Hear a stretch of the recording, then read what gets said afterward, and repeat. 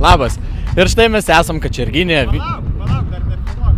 Mašina pravažiuos nieko nesigirė. Dar vieną aparatą, palauk.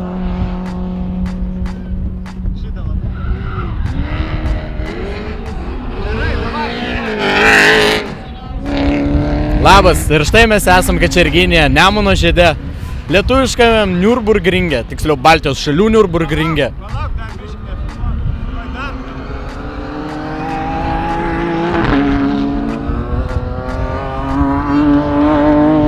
Ir čia turim daug veiksmo. Palauk, kaip?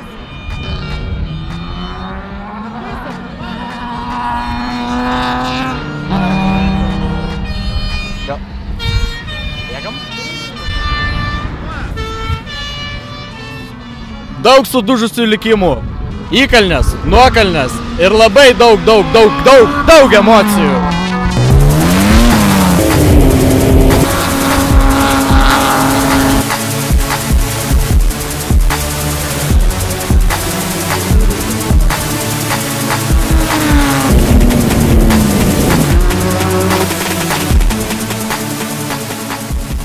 Pirmajame etape Estijoje Helios Sport komanda buvo nepralenkiama savo klasėje, o bendroje įskaitoje liko 6 vietoje.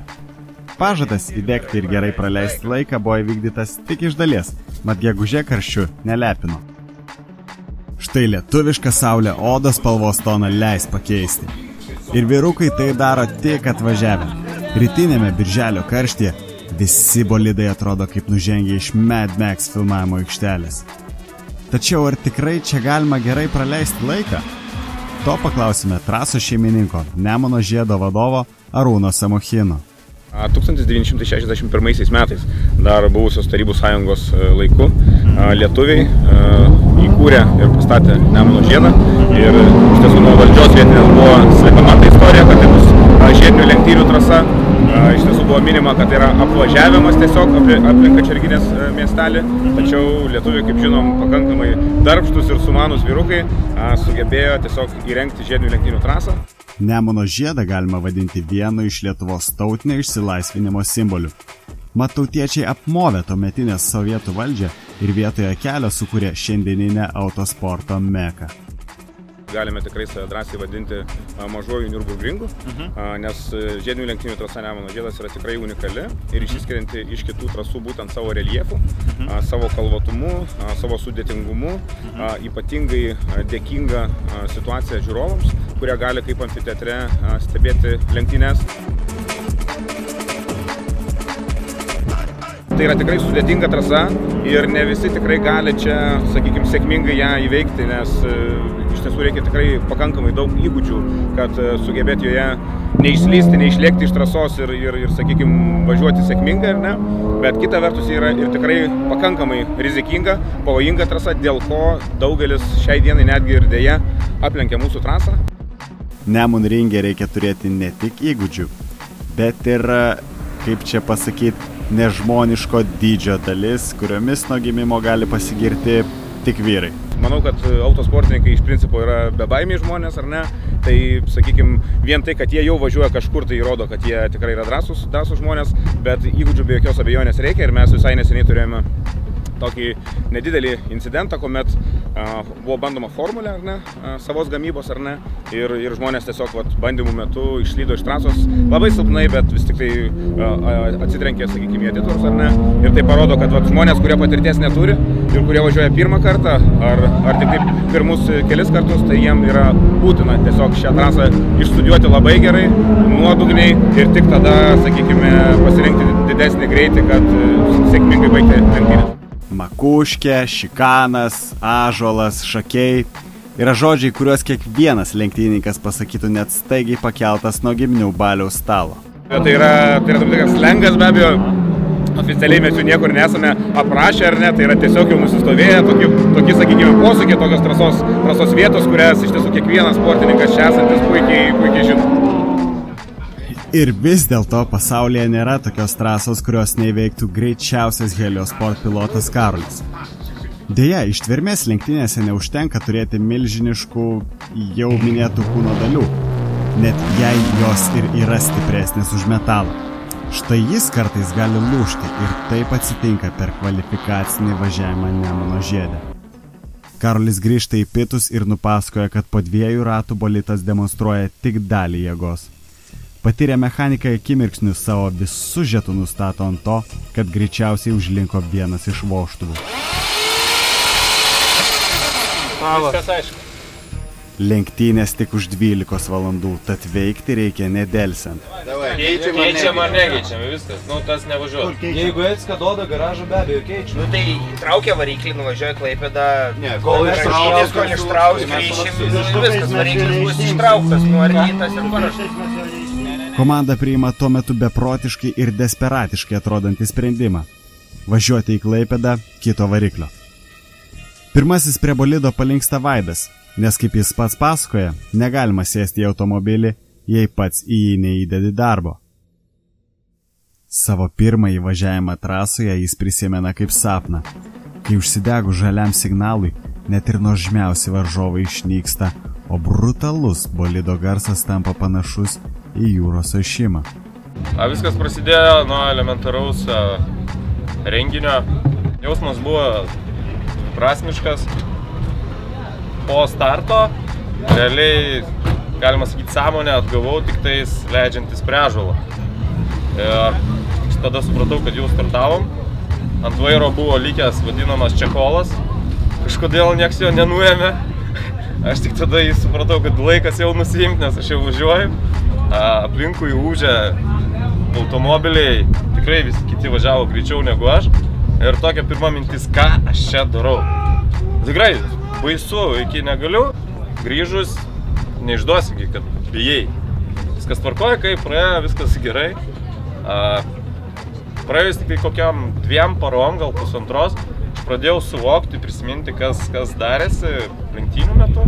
Ir man tai patiko, ir norėjau pakartoti dar tą ir, kaip sakant, ta pirma dozė adrenalino padėjo apsispręsti, ar aš noriu toliau važiuoti ar ne. Antrasis ištvermės lenktynių etapas vyko per tėvo dieną. Vaidas save tituluoja laimingai vedusiu 2 vaikų tėvų. Savaime suprantama, akyse iškyla vaizdas, kai prieš lenktynes jis pabučiuoja šeimos nuotrauką, suspaudžia vairą ir bando kuo saugiau pasiekti finišą. Visgi, jo požiūris ne tik nustebins, bet ir privers jūs būti geresniu tėvu. Atvirai pasakius, kada sėdu už vairo, kada jau sėdžiu, tai mintis tikrai apie tai nesisuka nei apie žmoną, nei apie vaikus, nei apie į kadrą nenoriu sakyti. Iš tikrųjų galvoju tik tais apie techniką, apie vairavimą ir taip toliau. Prieš ir po būna tokių susimąstymų iš tikrųjų. Mane asmeniškai, nežinau kaip Artūrą, kaip tėvą, mane įpareigoja parodyčiau pavyzdį vaikam iš tikrųjų, kad darbą pradėjai, jį reikia užbaigti, pirma taisyklė. Ir rezultatas ateina ne iš dangaus, o iš tavo darbo.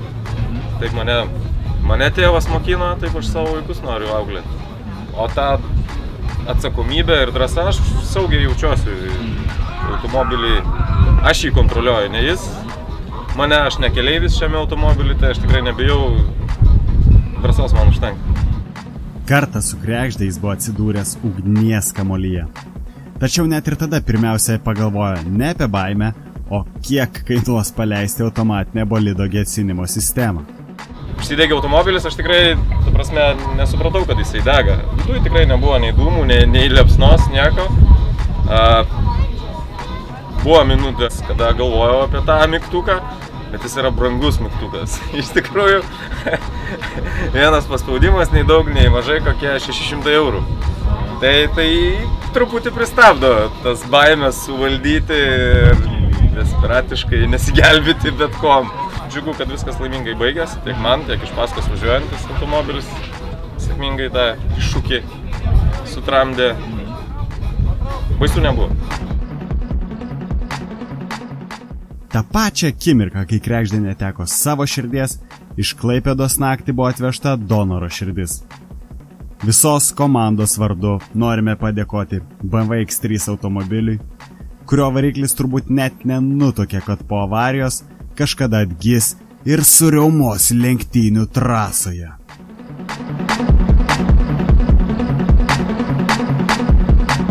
Pilotai nejaučia jokio skirtumo variklio veikime. O tai yra milijonus ir milijardus kartų geriau nei išvis neveikiantis variklis. Visgi, jiems teks startuoti tik iš 10 pozicijos. Su dar nežabotų varikliu pradeda važiuoti Artūras. Šiandien trasoje yra žymiai daugiau dalyvių nei pirmajame lenktynių etape. Heliosport sugeba atkovoti vieną poziciją, bet nuo klasės lyderio Domus Lumino komandos atsilieka masyviomis 29 sekundėmis. Visgi karštas pastarųjų tempas bloškė juos į Toyota Celica galinį buferį. Artūras pasinaudoja tarpu ir likus 117 ratų jau važiuojama 7 pozicijoje ir užtikrinama lyderio poziciją savo klasėje. Tokią palankę padėtį perima Karolis ir likus 102 ratams pademonstruoja geriausią laiką komandoje. Kitų komandų pilotai keičiasi, todėl klaipėdiečiai užkopė į 3 poziciją. Iki finišo liko 2 valandas 7 minutės ir bolitas mililitrų tikslumu atiduodamas kuro papildymui. Su pilnu baku į trasą išvažiuoja Redas, o komanda užleido 3 pozicijas. Likus 1,5 valandos iki lenktynių pabaigos verda Artšikova ne tik dėl lyderių, bet ir visoje trasoje. Pilotas tiek susikaupęs, kad neatsako į komandos draugų komandas per raciją. Spartietiška rimtis atsiperka ir po 20 minučių Heliosport atsidūrė 4 vietoje. Mat daug galingesnis Artas Racing Lexus bolidas nusilaužė ratą.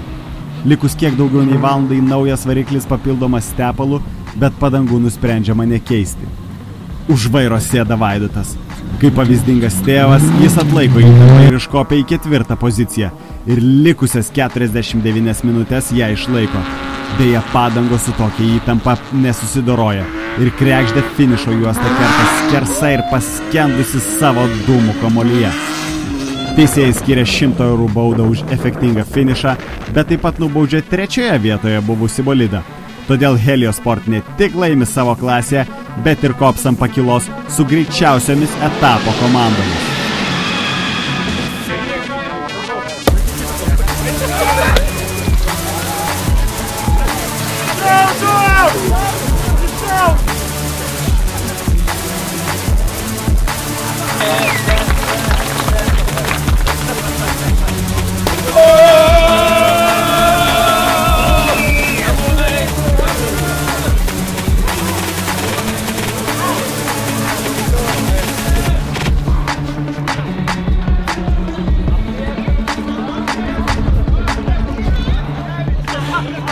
Pirma vieta savo grupė ir 3 vieta bendroje įskaitoje. Ko reikia? Sugadinti seną variklį, per naktį pakeisti į naujų. Ir jeigu dar kada nors atidėdinėsite savo langų plovimo skysčio papildymą ar padangos slėgio patikrinimą, nes neturit laiko, visada prisiminkit Heliosport, kurie per naktį nuvažiavo į Klaipėdą, parsivežė variklį, jį pasikeitė ir laimėjo lenktynės. Beprotybė!